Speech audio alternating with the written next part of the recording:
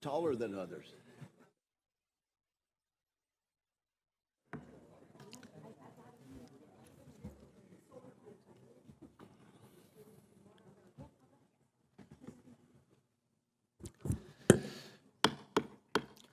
Let me call the hearing to order. Good morning. The committee meets today to consider the nomination of General Charles C.Q. Brown to be Chairman of the Joint Chiefs of Staff. General, congratulations on your nomination, and thank you for stepping forward to lead at this critical time. I would like to welcome your wife, Shireen, who is with us today, and thank your sons, Sean and Ross, who I'm sure are watching proudly. We thank your family for their continued support of your service over many years. I'd also like to thank the current chairman, General Mark Milley, who will retire later this year. General Milley has served this nation honorably for more than 4 decades and has led the Joint Chiefs with skill and vision. We are grateful for his service and we congratulate him on his retirement. General Brown, you are well qualified to serve as Chairman of the Joint Chiefs of Staff. As the current Chief of Staff of the Air Force, you have led the service as it adapts to a rapidly changing global security environment. You bring a record of successful leadership around the globe and command experience at all levels of our military. This expertise will serve you well. If confirmed, you will serve as the principal military advisor to the President, the National Security Council, the Secretary of Defense, and Congress. You will be expected to be an effective strategist, advisor, and manager, and your counsel will be relied upon as we confront the multitude of national security issues before us. Indeed, we face significant challenges. First and foremost, as the National Defense Strategy makes clear, China is our primary competitor. China is the only nation with both the intent and the capability to challenge the interests of the United States and our allies and partners.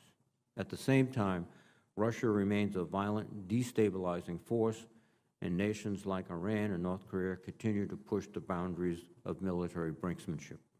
To succeed in this environment, the U.S. military must better develop its joint capabilities across all domains, including space, cyber, and information. As the Defense Department's recently released Joint Concept for Competing makes clear, the objective of our nation's adversaries is to win without fighting. The document warns that if we do not adapt our approach to competition more effectively, the United States risks ceding strategic influence, advantage, and leverage while preparing for a war that never comes. General Brown, I am interested to know how you would promote the development of joint capabilities to ensure our military remains the world's premier fighting force. While it is the purview of the military services to equip our soldiers, sailors, airmen, Marines, and Guardians, if confirmed as chairman, you will be responsible for identifying new joint capabilities and performing net assessments to ensure the services are procuring the right capabilities needed for the joint force. The chairman must review capabilities holistically across this total force, which can conflict with the priorities of individual services. The committee would be interested to learn how you plan to manage this dynamic, if confirmed. In addition, the National Defense Strategy, the National Military Strategy, and the annual Chairman's Risk Assessment are vital documents this committee relies upon to perform its oversight functions. General Brown, I would like your assessment of the implementation of the National Defense Strategy and the National Military Strategy, and whether you would recommend any changes or updates to those strategic documents. Further, it is imperative that these documents be submitted to Congress on time. I would look forward to working with you to ensure these statutory deadlines are upheld. The joint force is fundamentally about people. As the nation's senior-most military officer, it will be your responsibility to understand the needs of America's service members and to be their greatest advocate. Our military is facing its most difficult recruiting environment in decades. Fewer and fewer young Americans are eligible for or interested in service, and issues such as discrimination and harassment too often push current members out. While recruiting is one of the primary duties of the military services, if confirmed as the chairman, you would be responsible for advising the Secretary on comprehensive joint readiness, which includes assessing the effect of manpower shortfalls across the total force. Therefore, I would like to know your thoughts on the current recruiting crisis and the impact it may have on the readiness of the joint force. Finally, if confirmed, you will be the most visible military officer in the nation. It will be critical for you to represent the force with total professionalism and trustworthiness. Frankly, I am concerned about the health of our nation's civil and political military relationships. More and more, the military is being dragged into political fights, and public trust in the military is eroding because of it. Civilian control of the military is a sacred duty that must be carried out responsibly, not be exploited. General, I'd like to know how you will work to help improve civil-military relations and demonstrate this ethos yourself. General Brown, if confirmed, you will lead the joint force at a momentous time. I am grateful for your willingness to step forward to meet this challenge. Thank you, and I look forward to your testimony. Now let me recognize Ranking Member Senator Wicker. Thank you, Mr. Chairman, for that fine statement. And General Brown, welcome to this committee. I welcome your nomination to serve as Chairman of the Joint Chiefs of Staff. It's great to see that you are accompanied by your wife, Shireen, and the Chair has also acknowledged your sons, Sean and Ross, who are supporting their daddy throughout the confirmation process. As you testify before us and prepare to assume the senior-most position in the U.S. military, you are continuing with a profound concept that dates back to the founding of our republic. It dates back to before our Constitution, to the days of George Washington, where we established and we maintain the proposition that the military in our country is answerable to the civilian elected leadership of our country.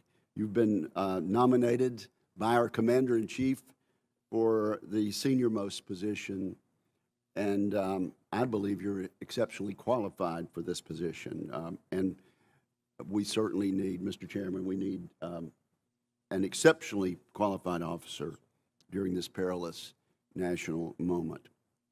Mr. Chairman and members of the committee, multiple senior national defense leaders have told this committee we are in the most dangerous global security environment since World War II, and I agree.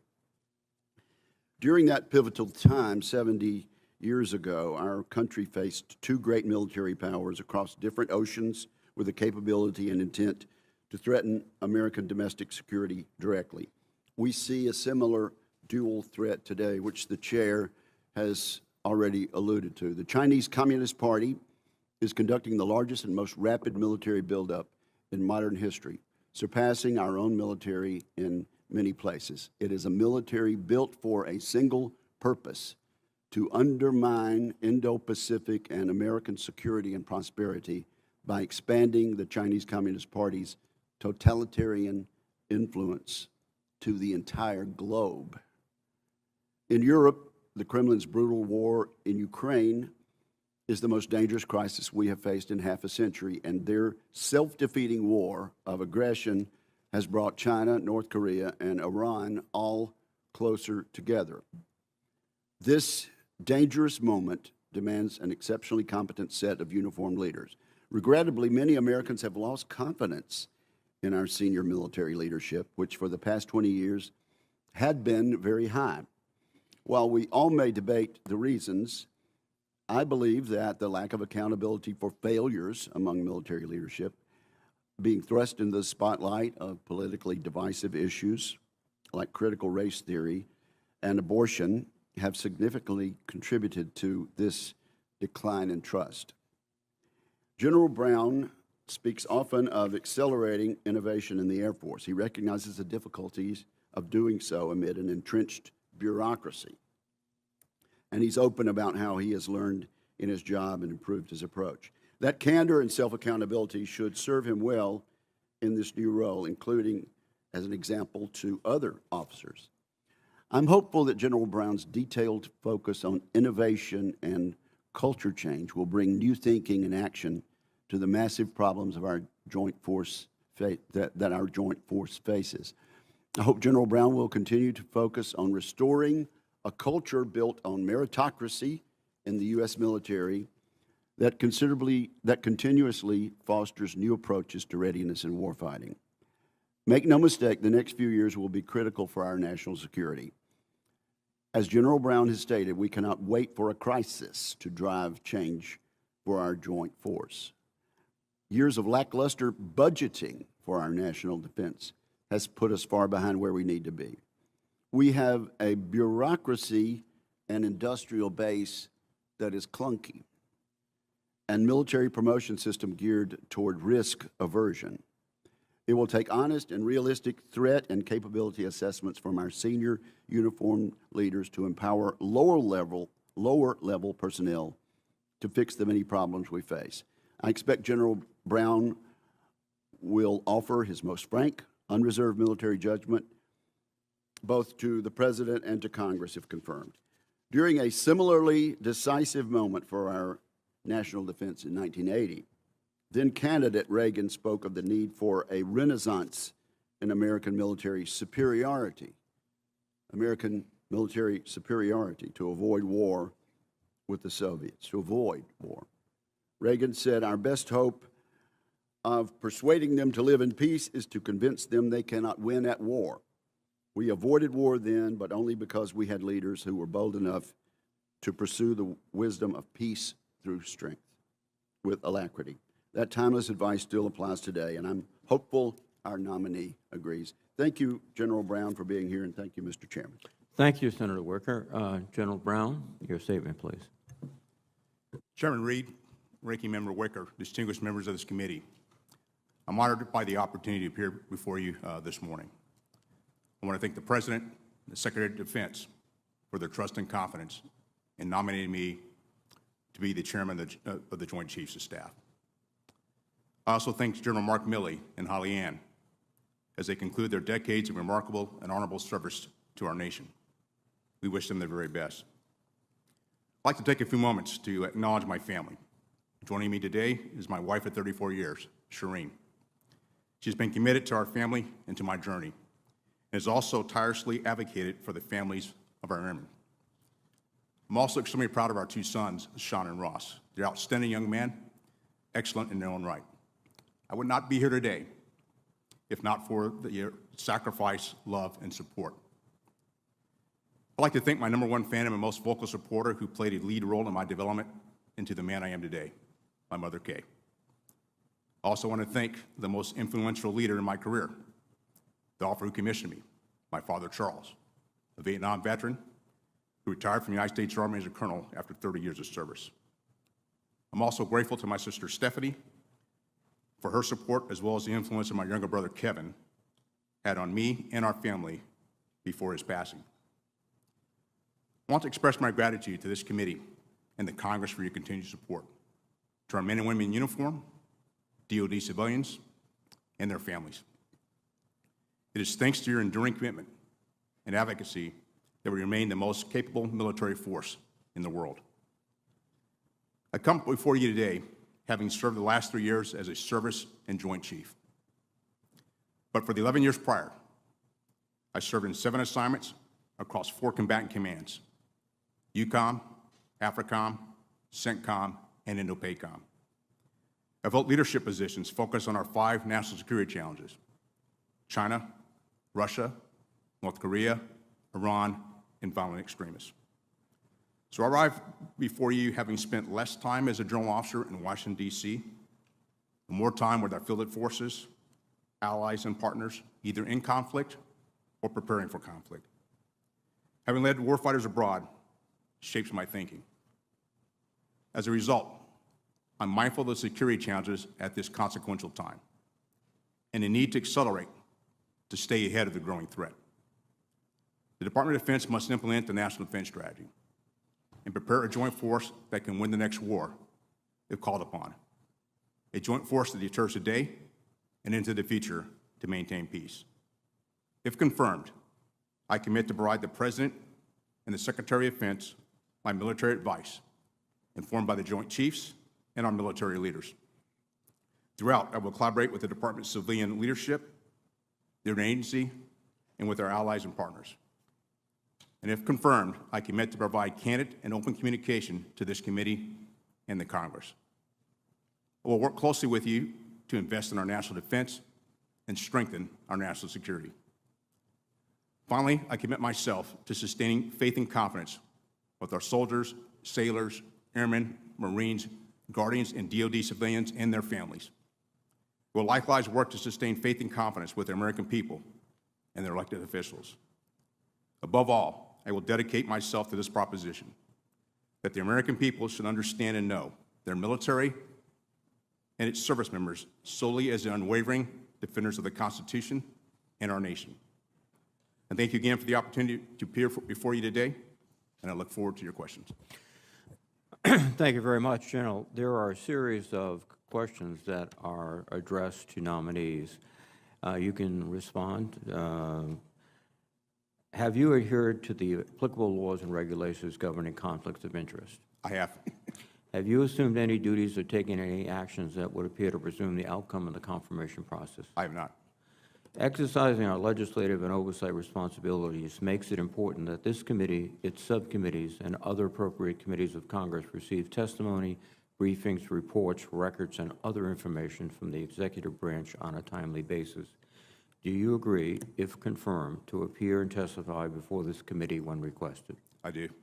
Do you agree, when asked before this committee, to give your personal views, even if your views differ from the administration? I do. Do you agree to provide records, documents, and electronic communications in a timely manner when requested by this committee, its subcommittees, or other appropriate committees of Congress, and to consult with the requester regarding the basis for any good faith delay or denial in providing such records? I do. Will you ensure that your staff complies with deadlines established by this committee for the production of reports, records, and other information, including timely responding to hearing questions for the record? I will. Will you cooperate in providing witnesses and briefers in response to congressional requests? I will. Will those witnesses and briefings be protected from reprisal for their testimony or briefings? They will. Thank you very much, sir. As I indicated in my opening statement, we're facing a challenging environment, and one of the aspects is the challenge of recruiting, with fewer and fewer Americans eligible because of many factors, including health and other aspects, but also a sense of lack of participation in the military. Recruiting is the primary duty of the services, the chiefs of staff of each of the services. But what actions will you take to ensure this recruiting process becomes successful and also enhances readiness? Well, Senator, I appreciate the question. And, as a service chief, I've had an opportunity to really think deeply about this, and I've had a number of opportunities to engage with my fellow service chiefs on how best we move forward. As the chairman, if confirmed, one of the key areas I do think about is ensuring that young people and their influencers understand the opportunity to serve and the great opportunities provided by serving in the military. And I think, just based on my own experience being a role model, to show the young people and their influencers that there are many great career opportunities within the military, and there's many that have served in the military and have gone on to be successful, whether they stay for a full career or stay for one tour. I really believe that young people only aspire to be what they see or know about, and it's hard for them to be part of an organization or aspire to go down a career path they don't fully understand or appreciate it. And so we have a responsibility to reconnect with the nation, to talk about the opportunities, and for all of us that are interested in national defense and national security, how we share the stories of what inspired us to join. I joined because of my father and his recommendations, and because of opportunities I had in ROTC. I was going to be an engineer, decided to become a pilot because I had a chance to be exposed to be able to fly at ROTC summer camp. So there's a number of things I think we can do, and those are the things I will do if confirmed as a chairman. Thank you, General. Another topic that I mentioned is the development of joint capabilities. The services are principally responsible for developing equipment and operational techniques, but you will be the point of ultimate decision on many of these proposals. And historically, service parochialism has interfered with true jointness. If confirmed, what actions will you take to inhibit parochialism, encourage interoperability, and to get us the best equipment and the best trained people in the field? Well, Senator, I appreciate the question again, and one of the things that was started by a couple of the vice chairmen before was to rework the Joint Requirements Oversight Council, instead of being just an oversight council, be a bit more directive to ensure we have the joint capabilities. I think I want to continue to build upon that, but we also need to do it based on analysis to show the value of each part of the joint force and what they provide. And then there will have to be some give and take and some hard decisions and hard calls that need to be made. But I think that's a responsibility, not just for me, but also with the service chiefs that also serve as joint chiefs, that we have to take off our service identities and think about what's best for the joint force. Thank you. We're engaged in supporting the Ukrainian people in a critical battle because my view is if they lose, we lose also. Are there any immediate lessons operationally or strategically that you've taken away from the conflict in Ukraine? Well, Senator, I think strategically the thing I do think about is how the value of information early, before the campaign started, before the conflict started, and how that was able to bring not only NATO closer together, but also to bring together allies and partners around the world. And so that is one point about how we collaborate and how we build relationships well before a crisis occurs, and then how we use the information we have available to help their decision makers, their political decision makers, make those decisions to move forward.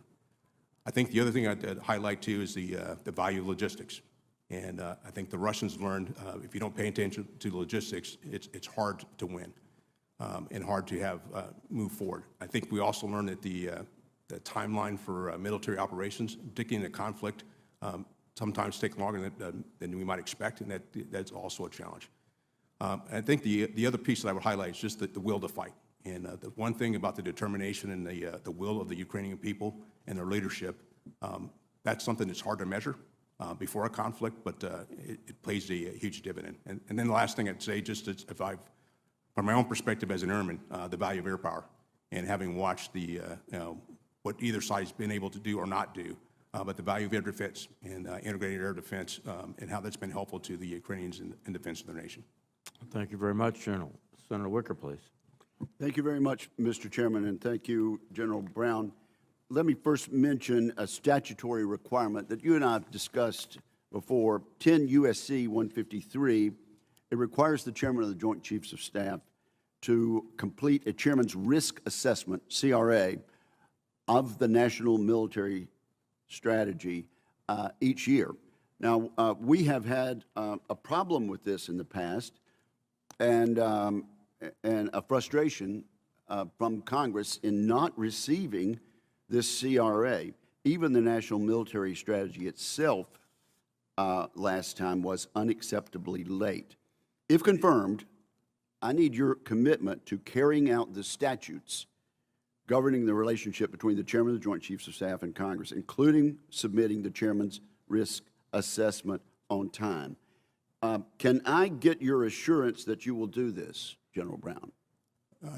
Ranking Member Wicker, as we discussed yesterday, I will assure you that I will do my best to make sure we get those documents to you on time, because it's important to allow you and the Congress to do the things you require in order to provide the budget for us and the authorization to execute. Absolutely. This is a law passed by the Congress, signed into law by the President of the United States some years ago.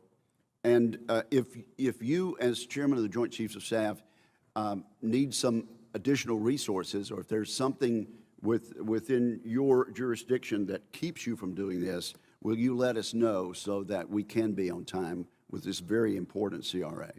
Yes, sir. I will definitely communicate with you if there's any challenges. Thank you very much for that assurance.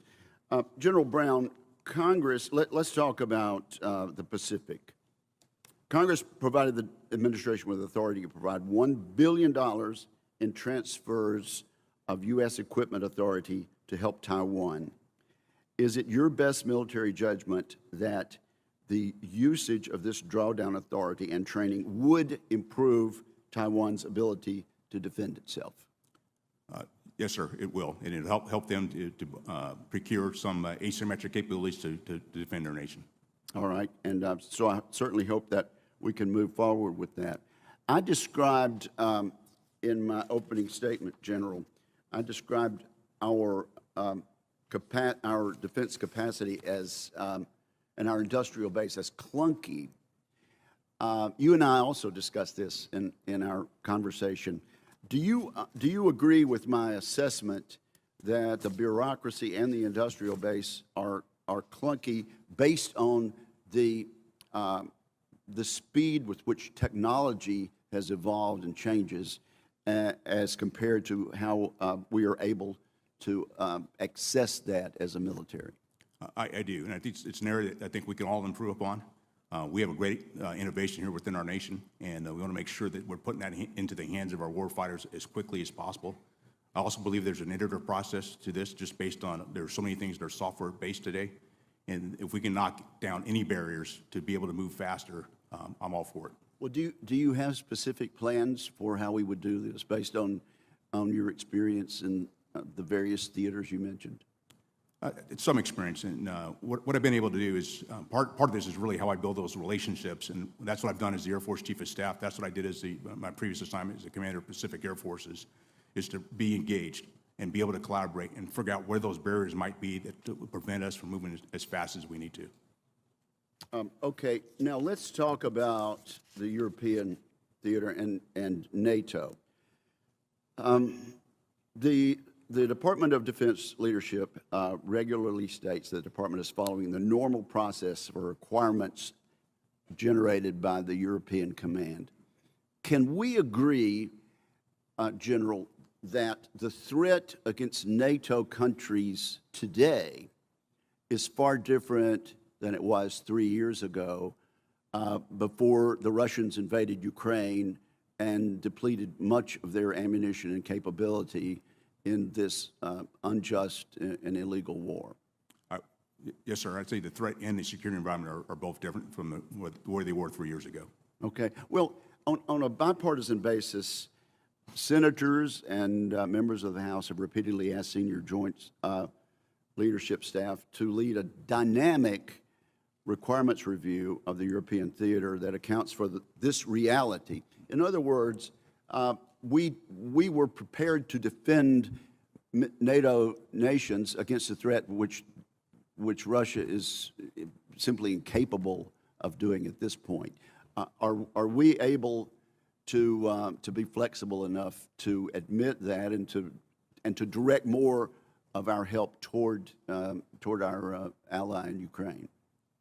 Senator, Ranking Member, if confirmed, one of the things I want to be able to do is actually assess where we are. I'm an engineer by background, so doing assessments and doing analysis is how I think about things, and that's something we do need to do, not just for Europe, but I would say for all of our major security challenges, to continue to reassess. Thank you, sir. Thank you, Mr. Chairman. Thank you, Senator Wicker. Senator Gillibrand, please. Thank you, Mr. Chairman. Congratulations, General Brown. Thank you to your family for being here to support you.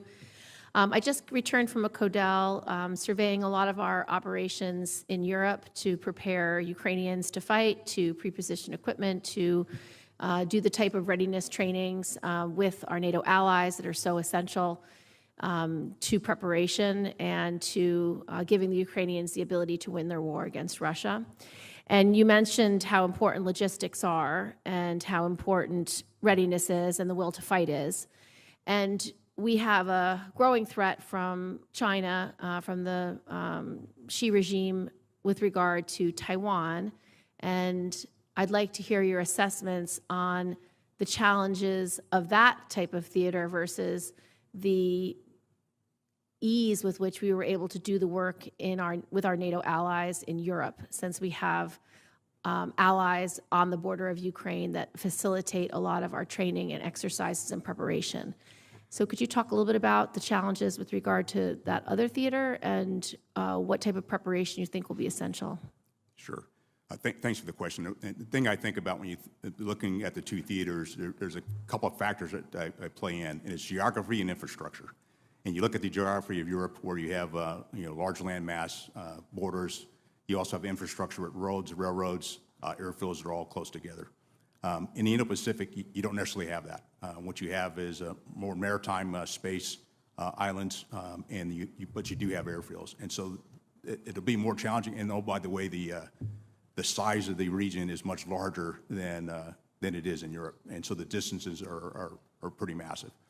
And so from that perspective, one of the things that I've thought about going back to my time as a commander of Pacific Air Force is you cannot wait till the crisis occurs to be able to deploy capability. You have to pre-position capability and have that in place. You have to work with allies and partners to have access to locations so you can put capability into place.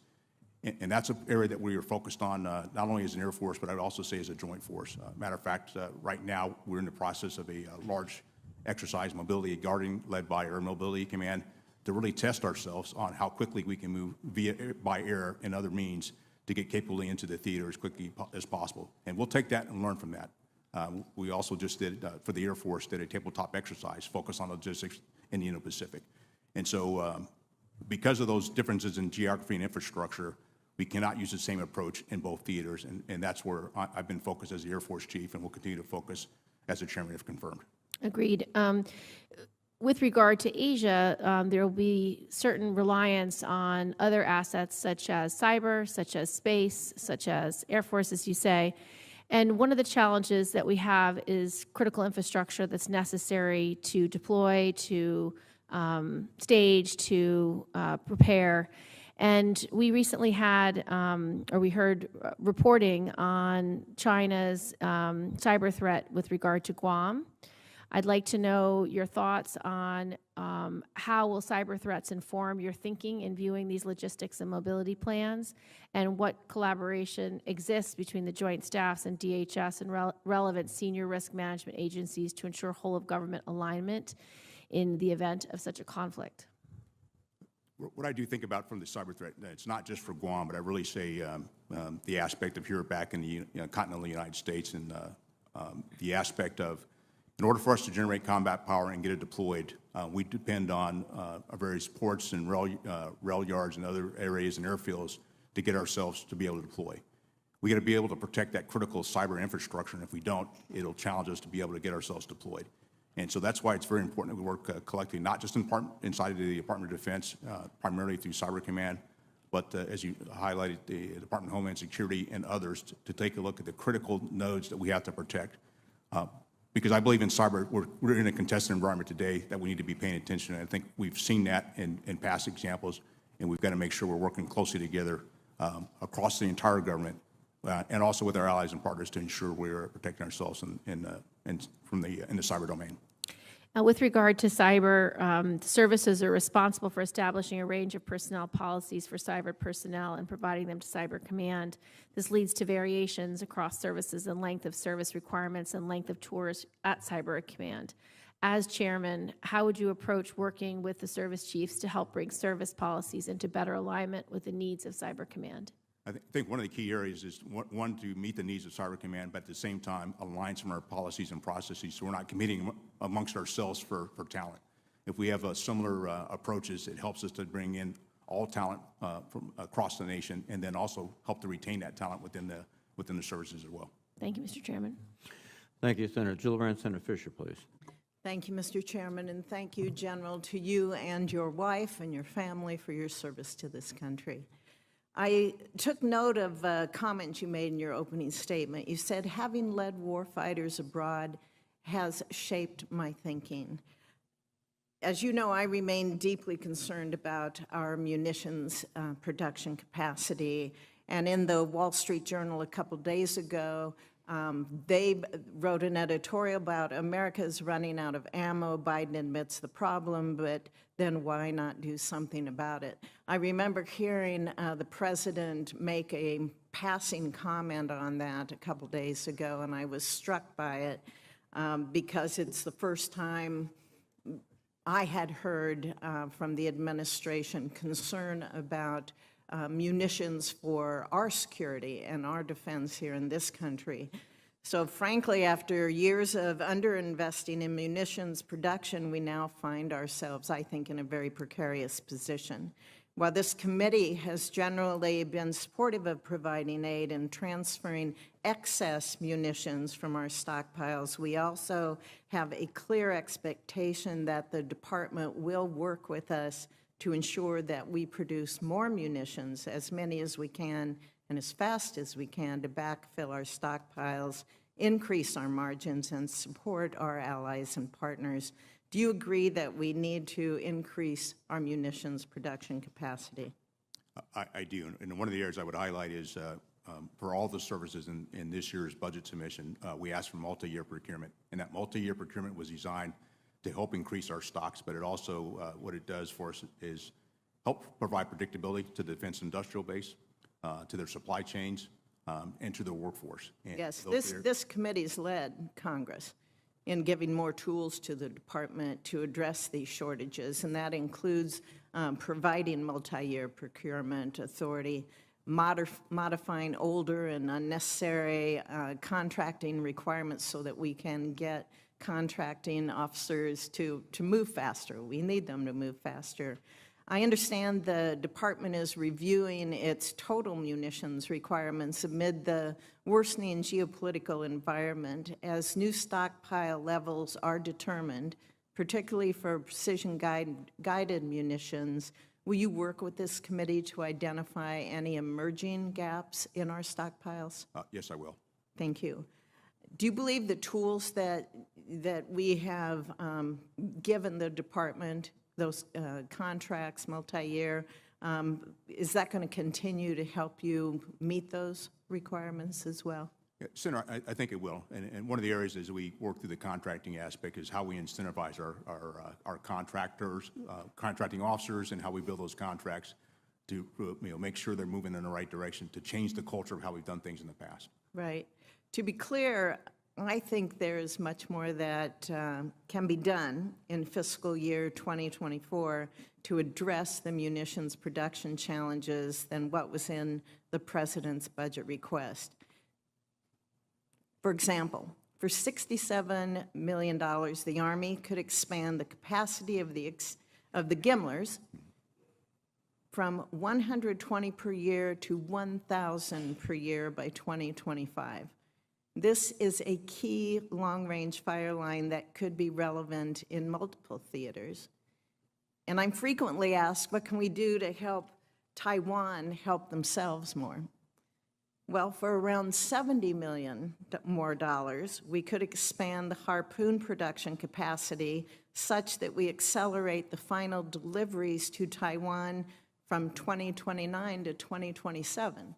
And that 2027 is an important date that we hear from Xi himself as a goal that he hopes to reach to be able to invade Taiwan. But it's not in the fiscal year 2024 budget request. We could have $150 million more. That buys us another Patriot launcher battery this year alone. These are some of the examples of what we could be doing, and I would say what we should be doing, but we aren't doing it because of budget constraints. They've all been confirmed by industry and by the department that it can happen. And I hope that you will be an advocate to be able to help us push for what we need to address the threats that we face as a country and as a world in any emergency spending package or supplemental that comes up. Would you be willing to put yourself forward? We talk about this all the time, you and I. I always say if the American people hear about the threats that we have, we will see tremendous support for our military and for the needs that we have to be met, for the resources that we must have to defend this country. Senator, I will definitely work with you, be very candid about the threat, and then also be willing to make the tough calls if confirmed as the chairman. Okay. Thank you, sir. Thank you, Senator Fisher. Senator Hirono, please. Thank you, Mr. Chairman. Congratulations, General, on your nomination. I thank you and your family for your service to our country. To ensure the fitness of all nominees who appear before any of the committees on which I sit, I ask the nominees the following two initial questions. One, since you became a legal adult, have you ever made unwanted requests for sexual favors or committed any verbal or physical harassment or assault of a sexual nature? I have not. Two, Have you ever faced discipline or entered into a settlement related to this kind of conduct? I have not. General, I thank you for your consistent support for our service members' access to critical health care no matter where they are stationed around the world. And as we face recruitment and retention challenges across the services, support for service members of all backgrounds is critical. And for almost 4 decades now, you have built inclusive, diverse, and ready teams in the Air Force, and I assume you will support such teams throughout the DoD. When we had a chance to chat yesterday, you gave me an example of how important the DEI programs, as we refer to diversity, equity, and inclusive programs, are within the military. You talked about your own experience. Can you share with this committee what you shared with me yesterday? Sure, Senator. I think about, for my own career and for all of our members, all they want is a fair opportunity to perform. And by providing them that fair opportunity, they do not want to be advantaged or disadvantaged or discounted based on their background. They want to have the opportunity, but they got to be qualified. And I'll just tell you from my own career, when I came in and flying F-16s, I didn't want to be the best African-American F-16 pilot. I wanted to be the best F-16 pilot. I would say the same thing when I went to be an instructor at the weapons school, to go back as an instructor, be the commandant. In every position I've had throughout my career, I wanted it because I was the best and qualified. I did not want to be provided a position or promotion based on my background. I wanted it based on the quality of my work. And I think that's the aspect that all of our service members look for, is they want a fair opportunity, but they also want to be rewarded for their performance. And when we had this discussion, fair opportunity means that they are able to have experiences that they may otherwise not have access to, and that is the importance, in my view, of the attention being paid to the importance of diversity in our services and the fairness that diversity provides. If confirmed, you will be the highest ranking officer in the U.S. military, which gives you a unique perspective on the burden of command.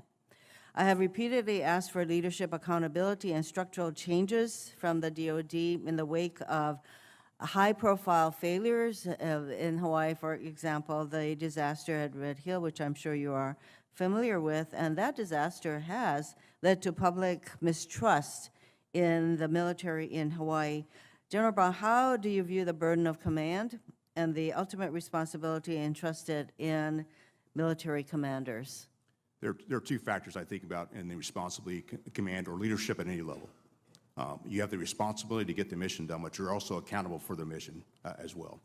And that accountability, if it doesn't go well, you should be held accountable. And those are the areas that I focus on and ensure that we maintain the standard across the military, but at the same time maintain the public confidence from the American people that we do support.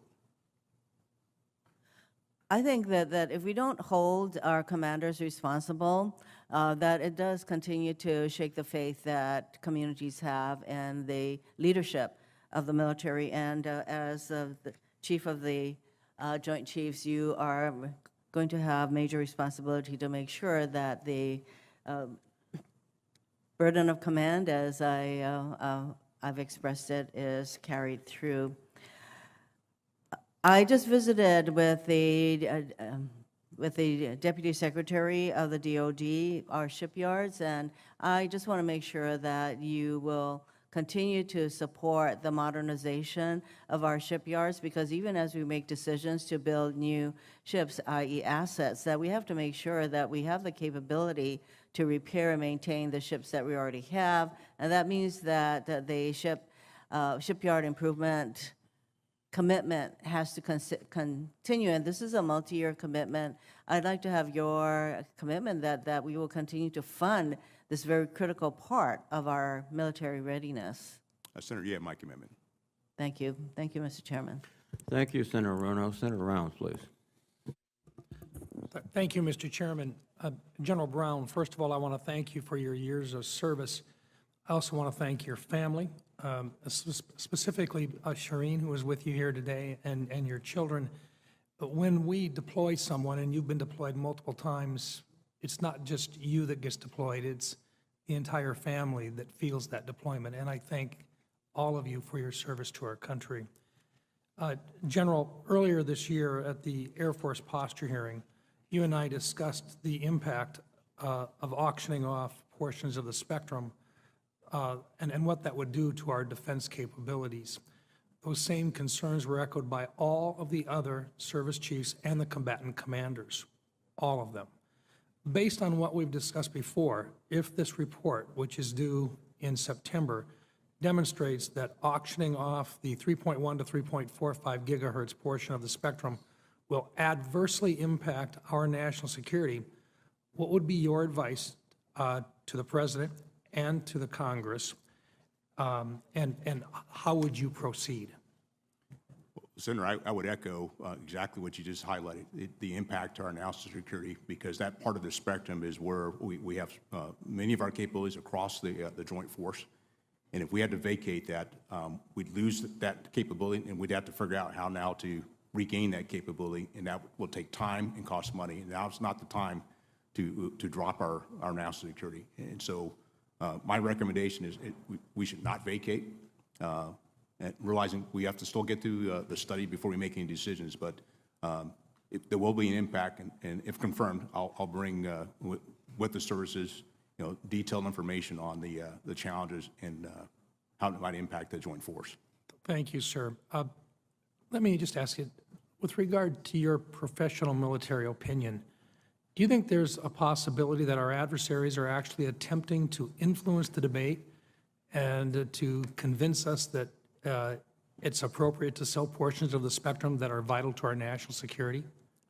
Well, Senator, I can't speak positively on that topic, but I would not be surprised if our adversaries were always trying to do something to decrease our advantage and complicate our decision-making, and it's something we need to be paying attention to as senior leaders. Thank you, sir. I've gone on record many times regarding my concerns about the DoD's approach to providing space-based ground-moving target indication capabilities to DoD users following the divestment of the JSTARS platform. There's an ongoing conversation within the interagency as to how the funding, responsibility, and priority of GMTI, the ground-moving target indication capabilities, will be handled. And I'm not confident, I am not confident, the warfighters will get this vital capability that they need to close the kill chain in the future. As chairman, will you use your position to make certain that our men and women on the front lines have full and priority use of the platforms conducting GMTI missions in the future? Senator, I will. Thank you, sir. General, this is something that I never thought I would be sitting here in the United States Senate asking questions about, and yet it's one that has been brought to my attention by our South Dakota Adjutant General. General Brown, you will take the seat in the midst of the largest recruiting crisis in the history of DoD's 50-year all-volunteer force. While the service has struggled to meet recruiting numbers, there has been an increased emphasis on immutable characteristics like race and sex, and the department has increasingly focused on new policies and plans in areas like equity, extremism, gender ideology, abortion, and sex change operations. There is even a growing bureaucracy that focuses on these specific issues. I'm aware of a situation that was just brought to my attention where a young woman in the South Dakota National Guard experienced a situation at basic training where she was sleeping in open bays and showering with biological males who had not had gender reassignment surgery, but were documented as females because they had begun the drug therapy process. This 18-year-old girl was uncomfortable with her situation, but had limited options on how to deal with it. If she raised her hand, she feared she'd be targeted for retaliation. She could have recycled, which would have delayed her freshman college start and would not have provided a guarantee of a different situation. She could request to leave the Guard for religious purposes and not be able to pursue her dream of serving our country. General Brown, this is a challenging situation. If confirmed as the chairman, how do you propose to handle situations like this, which I truly believe may be impacting recruitment and morale by placing a disproportionate emphasis on gender-related ideology. Senator, one of the things I've thought about throughout my career, as you're being inclusive, you also don't want to make other individuals uncomfortable. And so there's areas as we look at our policies and approaches and get feedback like this, we have to take a look to see if we can improve on our how we approach situations like this. And as I've done as the service chief, as I've done throughout my career, if confirmed, I will continue to do so. Thank you, sir. Thank you, Mr. Chairman. Thank you, Senator Rounds. Senator Kane, please. General Brown, congratulations to you and your family for the nomination. You're eminently qualified for the position. Just situational awareness. 2 events happened yesterday that really bear upon the nation's military mission. One very positive, one negative. The positive event yesterday was the announcement by the Biden administration working together with the NATO Secretary General and the governments of Sweden and Turkey that Turkey would support accession of Sweden to NATO. It was followed up immediately by an announcement from Hungary that they would also support accession of Sweden to NATO. Just in the last few years, people were questioning whether NATO had value, whether the U.S. should continue in NATO. We have demonstrated through American leadership the strength of alliances, that democracies in the world can link arms, and when we do, our alliances enable us to defend Ukraine and promote democracy throughout the world. And I think it's important to recognize that the U.S. and the cause of global democracy is stronger today because of this decision announced yesterday that Sweden would now be greenlit for NATO membership. The bad event that happened yesterday was the retirement of General David Berger. It was not bad that he retired. He had a distinguished career and served very ably, as we all know. But for the first time after that retirement, in 164 years, the United States Marine Corps does not have a commandant confirmed by the Senate of the United States. I'm the father of a United States Marine. I'm unaware of anything that the Marines have done that would warrant being punished in this way. I'm unaware of anything that the Marines have done that would warrant being disrespected in this way, having their leadership hobbled in this way. One of my colleagues is exercising a prerogative to place a hold on 250 generals and flag officers. I'm unaware of anything that they have done that would warrant them being disrespected or punished or delayed in their careers. Just because a prerogative can be exercised doesn't mean that it should be exercised. We marked up the National Defense Authorizing Act in this committee 2 weeks ago, and there were some things that I wanted in the act that I did not get in. I was disappointed. There were some things that got added to the act that I opposed. I was disappointed. But I'm not taking my disappointment out on people who have volunteered to wear the uniform of this country and even risk their lives in doing so. I would urge all of my colleagues to turn away from the path that we're on, where we are disrespecting and punishing people because we're unhappy with policies in the military that these individuals had nothing to do with.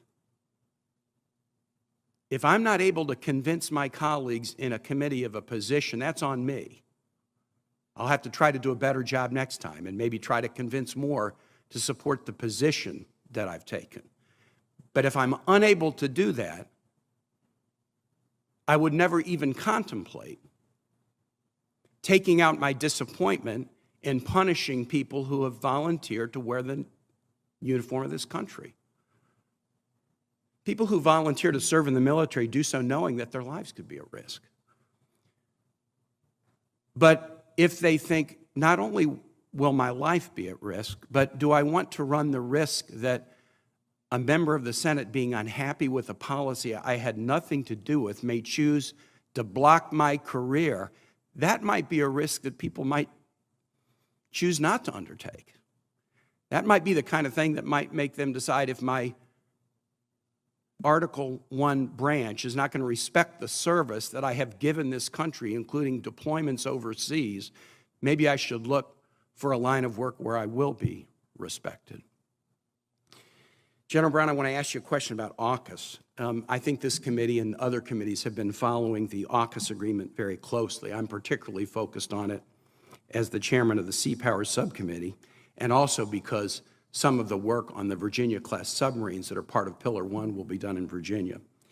Much of the focus on AUKUS right now is about Pillar 1, the ability to transfer Virginia-class submarines and related technology to Australia. Pillar 2 refers to a suite of cooperative activities in areas such as advanced capabilities, quantum, AI, cyber, hypersonics.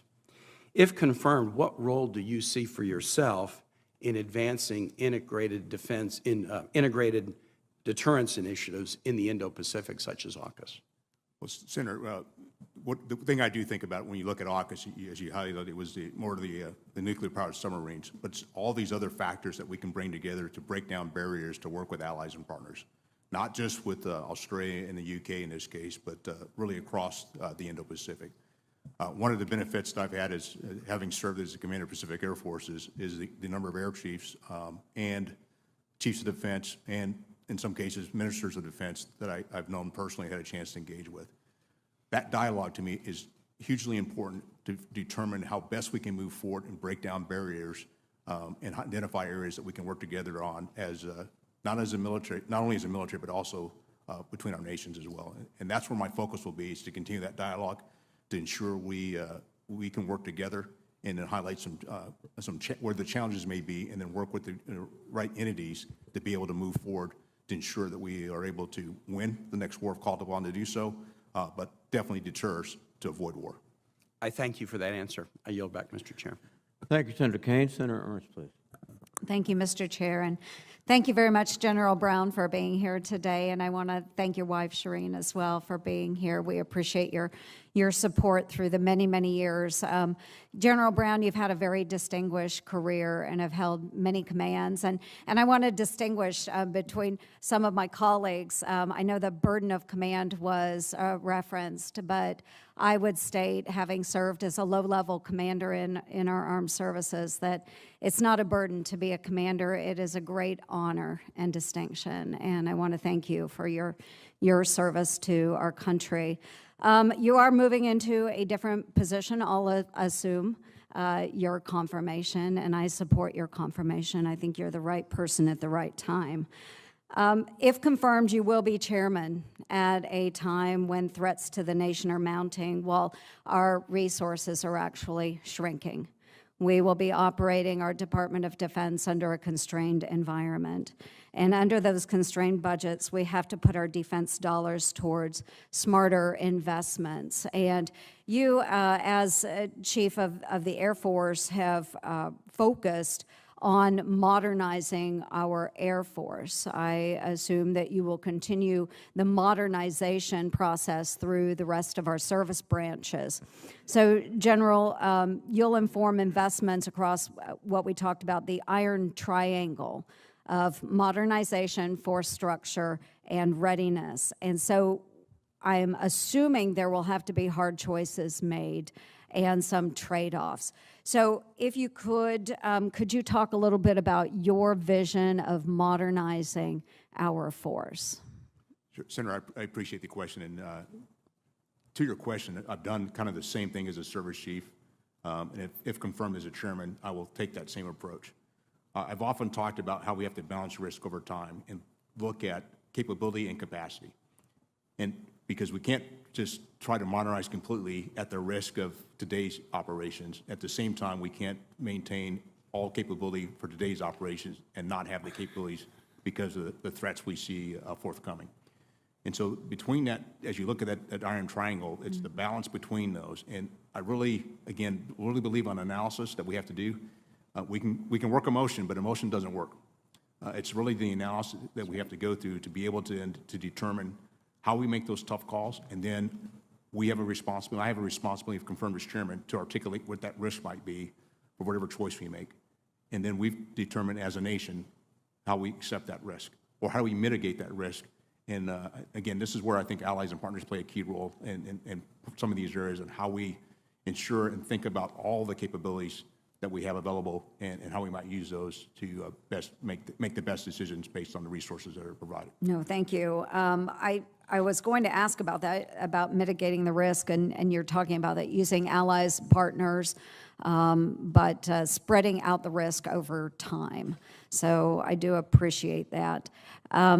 During the office call, you also mentioned the constant demand signal that we've got from our global combatant commanders. And how would you strike that right balance between our near-term readiness and those future modernizations, including and accepting prudent risk?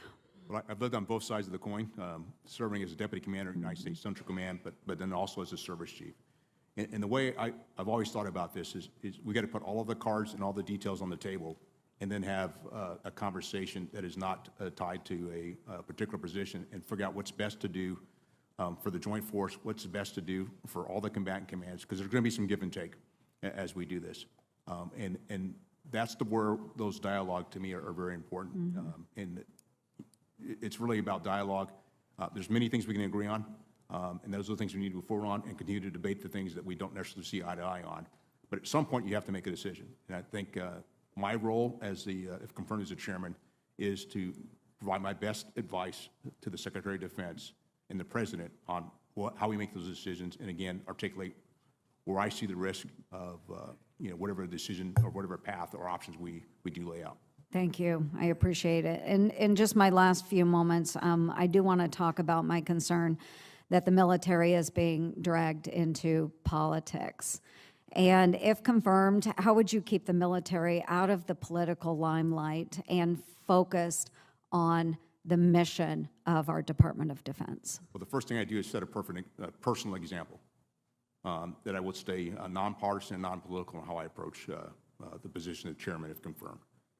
And then I set that same expectation throughout the force, that we need to stay out of politics and stay nonpartisan, non-political, and at the same time advocate that our civilians leadership does not bring us into political situations. Part of that is the dialogue that we have to have, and we have to maintain a standard as part of the force, and that's what's expected of the nation, for us as military members, to support the Constitution of the United States and stay out of politics. Thank you very much, sir. I look forward to supporting you. Thank you. Thank you, Senator Ernst. Senator Manchin, please. Thank you, Mr. Chairman. And General Brown, first of all, let me thank you for your service. I want to thank your wife and your children and your family for their service and supporting you for your service. It's a team effort, I know that. We had a nice conversation. I appreciate that very much. And I'm going to ask the question, follow up on this, on the financial stability of what we're dealing with and the demand in the Department of Defense and defending our country.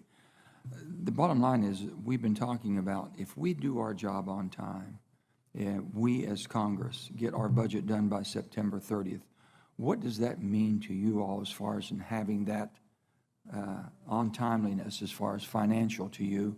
How much money would that save you by not going into the continuing resolutions or an omnibus bill at the end, how we've been doing it for far too long? I don't have a figure. I have to come back to you, Senator, with a figure.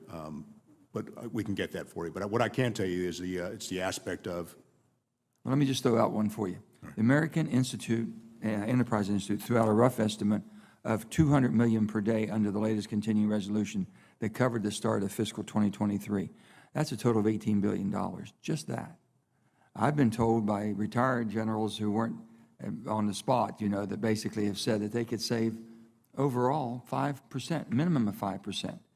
And 5% across the board of $880 billion, that's $44 billion. And we've been talking about more appropriated funds for our military with all the challenges we have. The money is right there, the spending power of us doing our job. And we're going to need someone like you who's going to take the financial concerns and basically let us know how we should be able to help by just doing our job too. We asked you to do yours. Senator, I'd agree. And the key area that I would highlight that challenges is we lose buying power, as you described. At the same time, we lose predictability, not only for the force, but also for our industrial base to be able to produce the capabilities that are required for our joint team. Here's one other fact, too. The Department of Defense Comptroller noted that from fiscal year 1991 to 2010, The average delay for defense appropriations was 29 days. The average delay for the appropriations for defense was 29 days.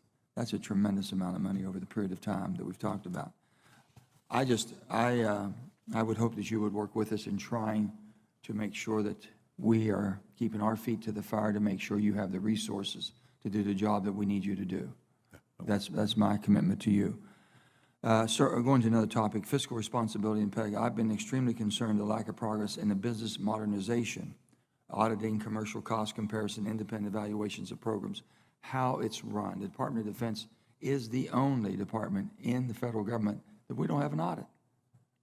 Myself and Senator John, late John McCain, our dear friend, worked with me on that. We tried our darndest, and we got a few of them done, but not many. So if you could commit to getting the department audited and making sure they do it in a timely fashion, it would be very helpful for us to do our job here to make sure that we're appropriating the funds that are needed.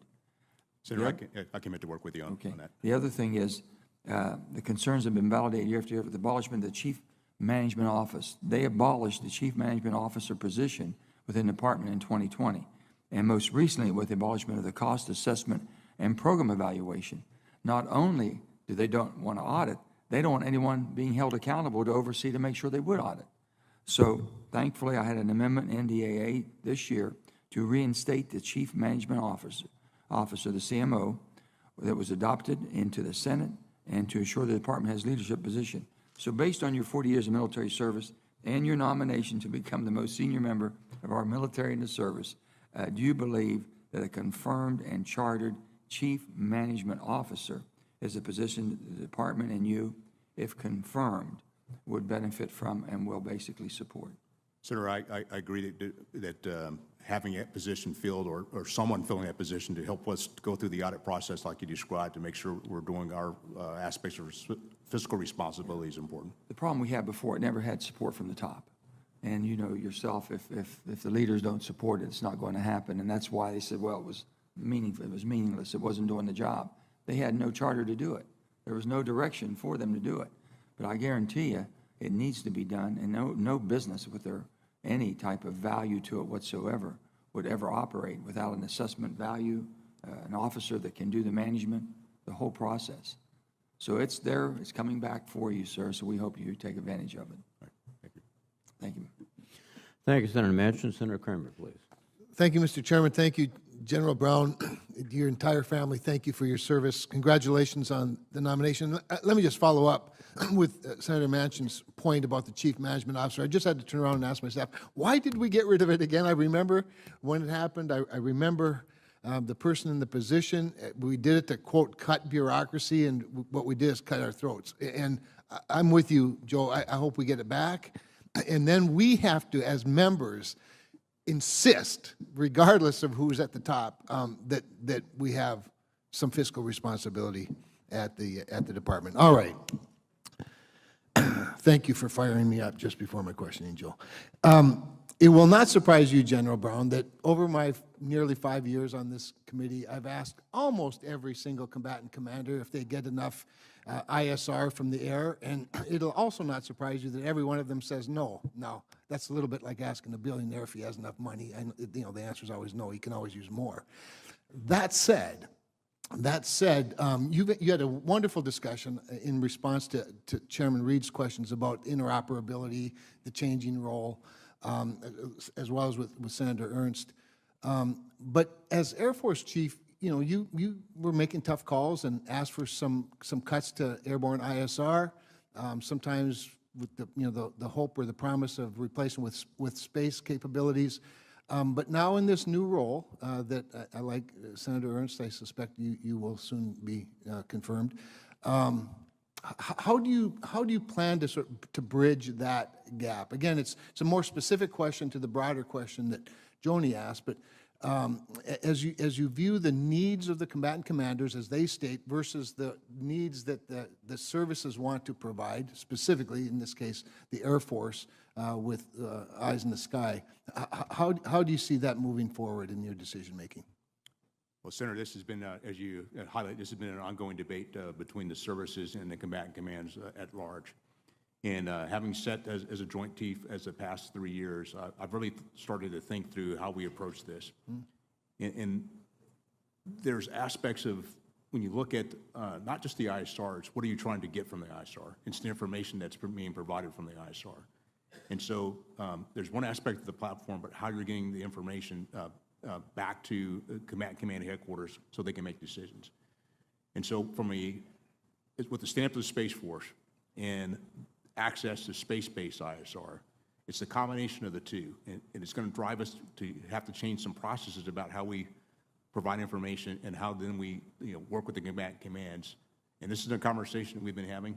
I've had this conversation with General Saltzman, the Chief of Space Operations, of how we lay out a different approach in some areas to be able to get to all of the information that's available and not just what's reliable on an airplane, airborne ISR that may not be there 24/7, 365.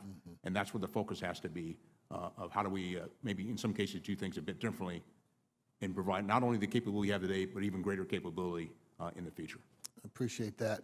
I want to piggyback a little bit on Senator Round's questioning. He's become very consistent, as I have, on what matters the most. And I have great respect for his questions about relieving the spectrum, particularly prior to the study that you've talked about. So without prejudging that study, and maybe even piggybacking a little bit on some of the things you said earlier about specifically our defense industry base, but I'm going to talk more about the private sector in general.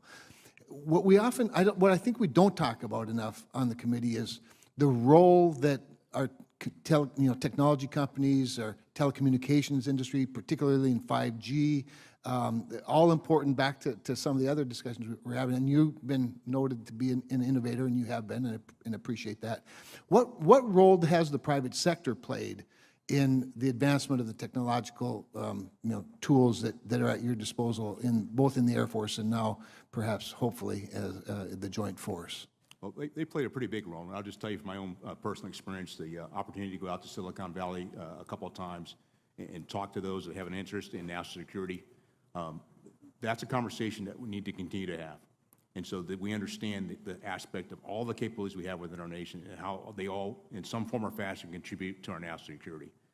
Even when we have these discussions about spectrum, there's an economic aspect that supports our economic security, but there's a national security, and we got to have those conversations in the same room because it has an impact in some form or fashion, and that's why it's important that we build those relationships and we have those that dialogue to ensure we're doing what's right for the nation as we make decisions. Appreciate that attitude. Thank you very much. Thank you, Mr. Chairman. Thank you, Senator Kramer. Senator Kelly, please. Thank you, Mr. Chairman. General Brown, thank you for your decades of service, and welcome today. I want to talk to you a little bit about our military's close air support capability. We've discussed this issue at length a number of times, and you know how important this is to me. And you know that our ground troops and special operators depend on this capability, and it's often a life or death matter for them. And you and I have talked through some of the current planning that the Air Force is doing to transition to a future CAS capability. And in my view, the design of our close air support needs to stay centered on the guys on the ground. So, General, how will you achieve the same level of protection for those troops with future CAS solutions, and how are we going to avoid any kind of a gap? Well, as we, Senator, appreciate the question, and as we talked in your office here a couple of months ago, it's the aspect of not only the platforms that we operate, it's the technology that we use, and still be able to use the basic tactics, techniques, and procedures we've used since we started doing close air support. It's the aspect of providing that capability and the dialogue and how we'll be able to move information electronically to be more responsive, at the same time have weapons that are highly precise to support our service members on the ground. And one of my concerns here is, F-35's, multi-mission, a lot of capability in the airplane. I just ask that you continue to focus on this as a important mission for future fighters, including the F-35. And then I'm also concerned about the personnel that support our CAS community. as we transition to these new platforms. Are there any plans to transition some of the skill sets that reside in our tactical air control and JTAC community today?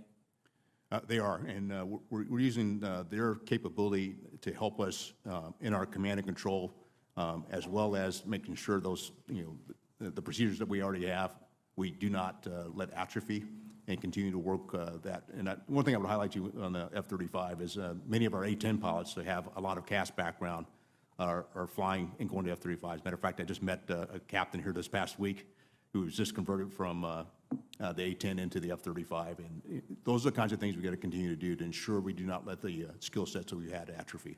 Yeah, it's a positive thing now, but when we look at a decade from now, you're not going to have that same kind of transition. So I encourage you to continue to focus on this and make sure we retain the unique expertise of these other groups, not just the pilots, but the tactical air controllers and JTACs. I want to talk about another issue. I'm the only graduate of the U.S. Merchant Marine Academy in Congress, as far as I know. So I pay special attention to our nation's maritime strength. We talked a little bit about that when Senator Gillibrand asked her questions. And I'm concerned that the U.S. investment is falling dramatically behind what the Chinese government has invested in terms of the size and modernization of each of our respective merchant fleets. Since the 1980s, there have been a series of policy decisions that have brought us down to a rather startling figure of just 80 U.S.-flagged merchant vessels operating in international trade, and 60 of those consist of MARAD's Maritime Security Program that allows them to contract U.S.-flagged vessels during times of war. So we have 80 ships. The Chinese have over 5,500. And they're the world's top shipbuilder, and they control ports that handle 67% of the world's shipping containers. As you know well, this impacts our ability to supply our own troops in conflict. You talked about how much different the Western Pacific is from Europe, islands, mobility, and logistical challenges. It also impacts trade and global supply chains in peacetime, and it's critical. I mean, this is the kind of capability that can't be turned on and off overnight. We need to invest now if we want to rely on it tomorrow. I know in your new role, there's a chance that you're going to need this capability. We also see some similar underinvestment in the U.S. Merchant Marine Academy, which is under the Department of Transportation's purview, but it trains a lot of military officers and the mariners that will man those ships. Our nation's national security leaders cannot turn a blind eye to these capabilities simply because they lie outside of the military's and your immediate jurisdiction. And I think we really need to increase our focus here. So if confirmed, can I have your commitment to keep this concern top of mind as you enter into this new role as chairman? Senator, if confirmed, you do have my commitment. Thank you.